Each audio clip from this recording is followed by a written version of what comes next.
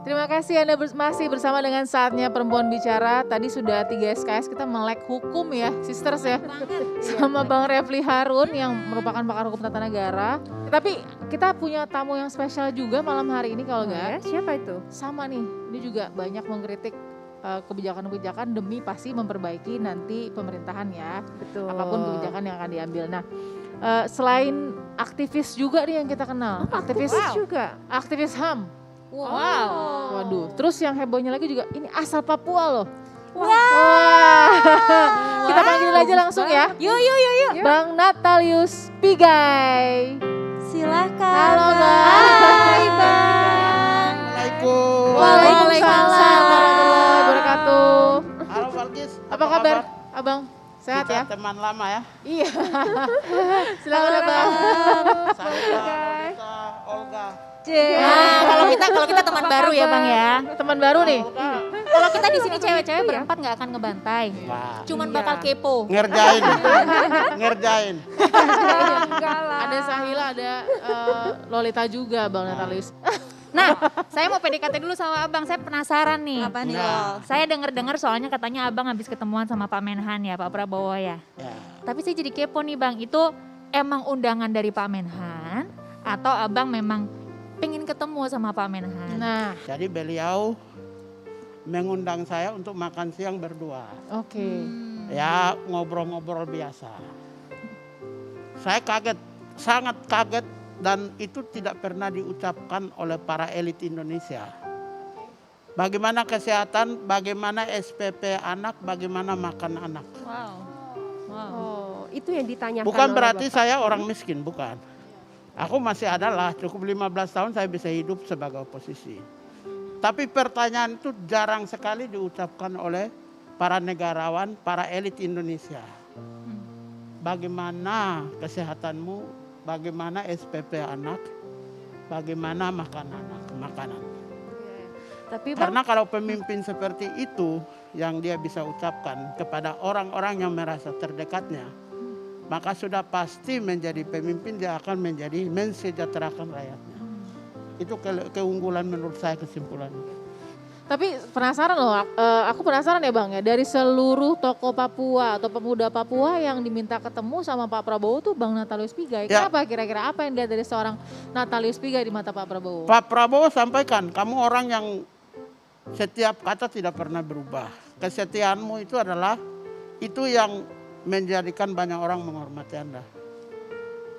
Kalau saya tidak setia kan, saya pernah ditawarkan Presiden Privat. Presiden loh, Posisi, jabatan? pernah.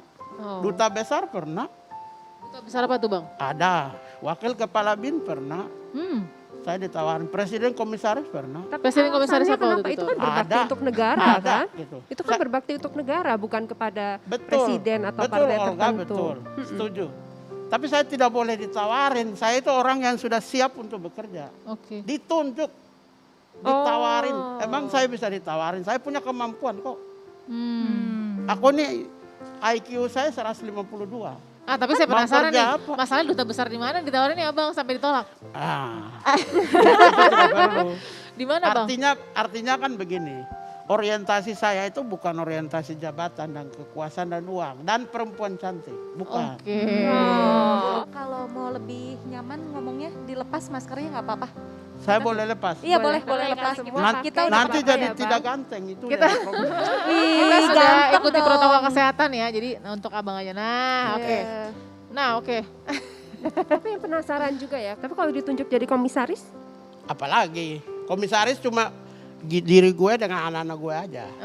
oh jadi nggak mau? Ya menghasilkan di komisaris gaji 150 sampai 100 kita juga bisa cari di luar. Oh wow. Tapi oke, nggak oke. mau. Kalau ya. orientasi uang, Nggak Oke, mau kalau ya? orientasi uang banyak jalan menuju Roma. kita ya, Bang? orientasinya adalah pengabdian. Wow, ini jarang loh orang kayak Bang Natalius nih. Iya loh, Bang, karena aku dengar tadi Abang bilang IQ-nya 150 ke atas. Iya. Tapi kalau ditunjuk sebagai office boy. Tapi kalau atau diukur ditunjuk IQ sebagai- sekarang ini mungkin sekitar 135. Oh, Soalnya saya jalan jalan kaki dari Plaza Festival ke sini. Iya, Aduh jadi abang pasti ada aja. turun. Oke Bang Natalius, ini kan belum lama bisa ini gitu Pak ya? Presiden juga kembali tegas memerintahkan untuk memerangi pungli sama premanisme juga nih yang paling giat ya. Nah kemudian ada cuitan tuh di media sosial menyebutkan Pak Jokowi sudah 3 kali perintahkan perangi pungli dan preman. Nah ini ya saya baca ya. Ya, 3 kali Jokowi perintah perangi preman. ya. Saya 10 Juni. kasihan Pak Jokowi banting tulang sendiri selama 6 tahun. Wah, artinya Perintah presiden itu adalah perintah negara. Maka 1 kali perintah itu presiden batuk aja itu sudah perintah. Apalagi sudah perintah langsung. Sudah 3 kali tidak pernah selesai-selesai. Berarti yang salah bukan presiden. Salahnya adalah anak buah. Anak buah para pejabat yang membantu presiden di dalam berbagai departemental ya. Tidak hanya satu ya.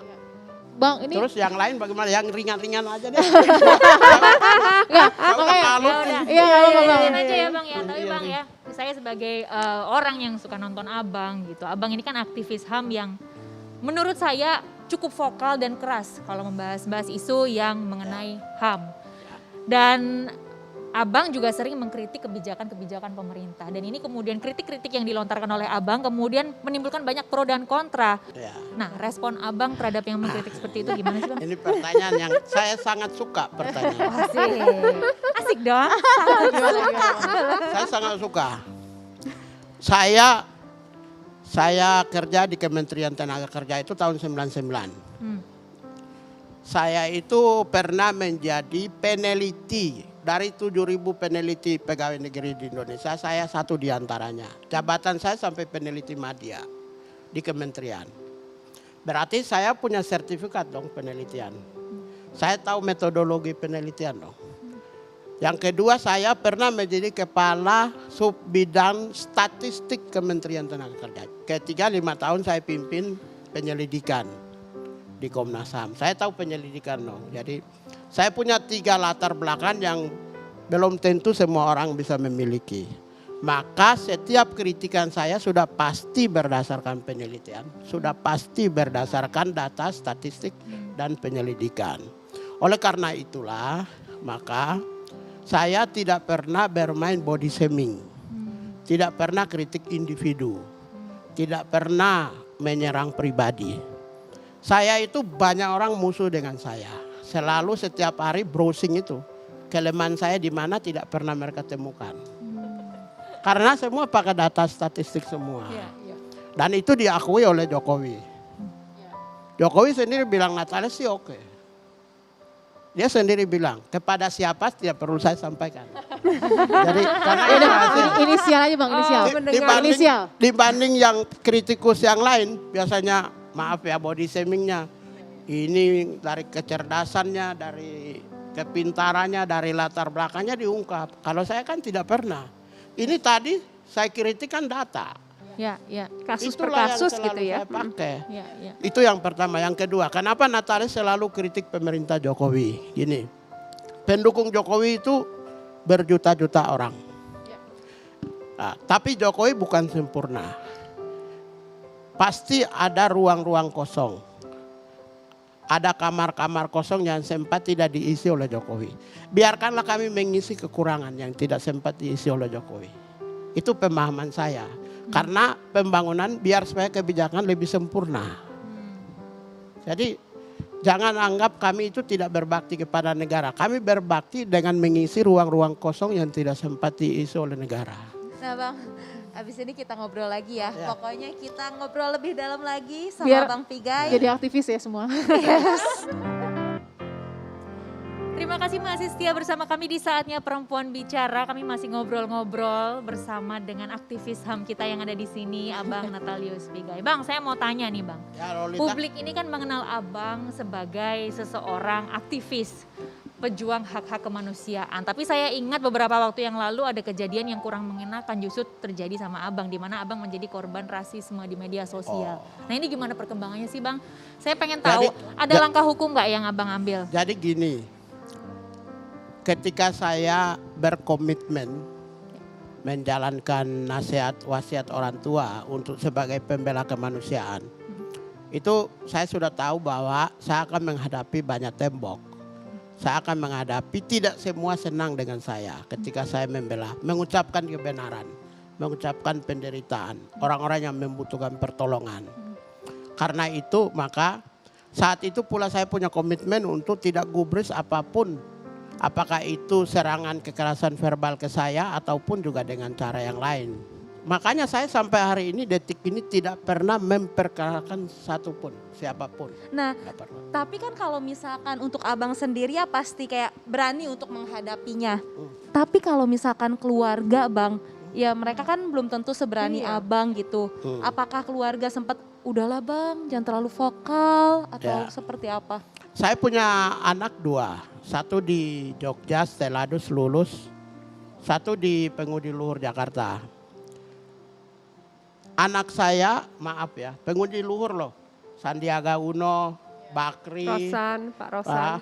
semua yang menteri-menteri dan gubernur Bank Indonesia itu di situ. Anak saya juara terus, gimana dong? Wow. Kalau dia terganggu tidak mungkin dia juara. Anak saya juara real loh. Sekarang ikut Olimpiade kompetisi sains nasional dari Jakarta.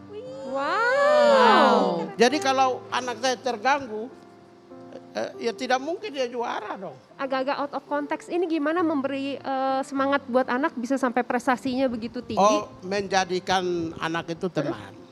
Oh ya? Di rumah itu lo gua, kita Oh, serius? diskusi bebas. Serius bang. Coba lo bro. Serius? Oh, sis, Oh, wow. bro, sis. Tapi kalau Kayak di keluar di partai. depan orang harus panggil anak dan bapak. Terus saya kan dari kecil itu saya yang didik sendiri kan. Dari kecil itu semua yang teknologi, semua yang menyangkut kebutuhan saya lengkapi. Buku saya punya ada ribuan. Ya tidak sehebat Fadlison dengan Rocky Gerung. tapi buku-buku saya juga tidak terlalu jelek banget gitu. Iya, iya. Oke, tapi tadi ya aku concern ya bang ya, saya bilang ancaman ya. Karena kan mau nggak mau abang pasti akan vokal lah sampai tua nanti lah, pastilah yakin gitu. Nah, gak ada ancaman secara langsung bang? Saya punya nomor kontak 33.000. Sekali saya broadcast itu 33.000 orang. Bergerak ya? Yang langsung teror ke saya dari sekian sekali broadcast itu ada sekitar 100, 200, 300 orang. Wow. Ada nggak contohnya? Sehari ini ada nggak contohnya? Ada baru di sini ya. Iya. Wah, Halo abang Natalius, ganteng deh kalau duduk sama-sama dengan saya. Itu teror. Itu teroris hati namanya. Itu mengancam saya. kita udah dengerin serius-serius. Udah nungguin aku. Itu teror hati itu Itu lebih namanya. menakutkan ya daripada yang lain ya. Udah serius loh. Aku udah serius. Ya ampun, oke nih bang, kita juga mau tahu nih ada komentar abang nih kalau soal penunjukan waktu itu sosok selebriti kalau nggak salah ya. Selebriti ya. Selebriti yang jadi ikon PON. PON, Yang Pesta akan Olahraga dilaksanakan Nasional. di Papua. Yang baru rame kemarin. komen juga bang kan? Saya tidak sempat komen Oke. karena menurut saya begini pemahaman saya. Yang salah itu bukan Nagita Slavia. Betul. Semua kalau itu saya Olga Lydia setuju. juga Nagita bisa dong. Slavina. Nagita Slavina. Ya. Ya. Olga Lydia juga bisa dong jadi ikon PON Papua. Oke. Terus Balkis juga bisa. Oke.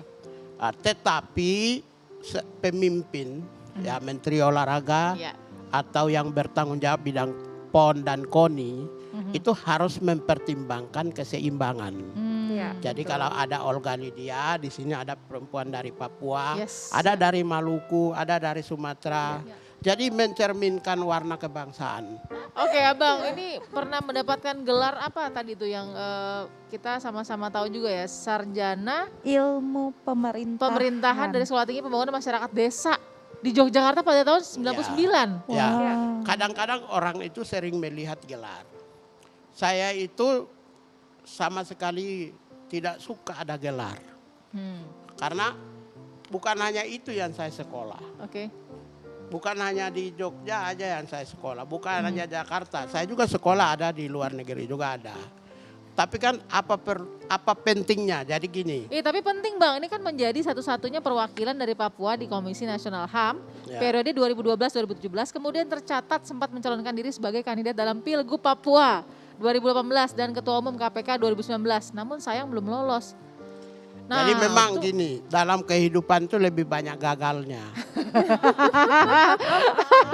Jadi Banyak loh. kompetisi terbaik yang saya ikut itu 400 orang, 375 orang. Oke, ini Saya ya. keluar sebagai nomor urut ketiga di Komnas HAM. Itulah yang terbaik. Yang lain tuh saya gagal semua. Gagal semua bang. Gagal atau digagalkan. Nah, tapi kan walau ada kegagalan, tapi kedepannya masih banyak kesempatan Terus? lagi bang. Kalau mau jujur, biar di televisi ini saya sampaikan. Yes. Nanti suatu saat siapapun jadi presiden, saya melamar jadi ketua KPK kalau enggak jaksa agung. Oh, Greget banget gitu ya. Kenapa di Bang? bidang hukum? Saya Bang? mau sisakan orang terbaik, pengusaha terbaik, tokoh-tokoh Indonesia yang terbaik itu hanya tersisa 10 orang. Yang kotor-kotor saya mau bersihkan aja. Wah, Kita bangun Indonesia dari nol, nggak apa-apa. Kita memulai kembali nol. Bang, Restart ya. Ini saya bisa melamar. bentar, ini kata-kata bersihkannya diapain nih bang?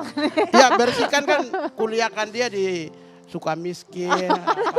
Dikuliahin ya. Oke bang, jadi arti pileg nggak mau ya nanti ya? Saya pilih biar banyak teman kan. Oke. Banyak orang yang lain aja. Yang lain oke. aja. Yang mereka ada di Mewakili parlemen. Papua nggak mau? Gini, sistem kan Indonesia ini kan sistem presidensial. Ya. Tetapi legislatif itu tidak gini, di dalam bahasa Latin itu namanya gini. DPR itu adalah summa potestas sive summum sive imperium dominium. Jadi anggota DPR yang terpilih itu adalah resultante dari kedaulatan individu kita semua. Mereka terpilih Ya. untuk mengelola negara dan memimpin menuntun negara. Mereka adalah artikulator kepentingan orang-orang kecil. Tapi di Indonesia fungsi legislatif hampir nyaris tidak berfungsi secara baik. Nanti kita stres. Tapi satu lagi nih Bang, kita bicara sebagai aktivis HAM. Nah kita melihat bahwa sebetulnya masih banyak kasus HAM masa lalu yang belum diungkap. Yang masa lalu belum diungkap, yang sekarang masih banyak juga terjadi pelanggaran-pelanggaran HAM. Nah sekarang menurut Bang Pigai sendiri, apa sih yang harus dilakukan pemerintah yang sekarang dan selanjutnya supaya kita bisa mengurus masalah HAM ini dengan lebih baik? Mantap. Selain mencari orang baru yang lahir setelah tahun 80-an, yang menjadi pimpinan yang benar-benar tidak memiliki catatan negatif masa lalu, atau orang yang pernah ikut terduga pelaku pelanggar HAM masa lalu menjadi pimpinan, dia mau ingin bersihkan dirinya dan masa depan keluarganya. Iya, iya. Itu yang Mungkin. penting ya, memilih orang. Tapi ini juga tergantung kepada masyarakat bagaimana memilih seorang pemimpin. Kalau bisa dilihat track recordnya juga gitu ya, Bang Iya. Pigai ya. Aduh, terima kasih banget loh Bang Pigai udah berbagi bersama kita. Kita udah lulus jadi aktivis belum nih bang? Ya, saya merasa hari ini saya diadili. Enggak lah. Tapi kan Sama. diadili dengan cinta tapi bang kita. Betul. Gitu ya. terima kasih bang, Bang sehat Pigai. selalu. Dan terima kasih juga untuk Anda pemirsa yang sudah mengikuti perbincangan kita di Saatnya Perempuan Bicara. Semoga bisa memberi inspirasi untuk memulai minggu yang baru, minggu depan penuh semangat dan tentunya tetap sehat dan tetap jaga protokol kesehatan. Akhir kata, saya Olga Lydia, juga rekan-rekan saya Lolita Agustin dan Balkis Manisang serta Sahila Hisham. Sampai ketemu lagi. Kami undur diri dan sampai jumpa minggu depan. Ciao.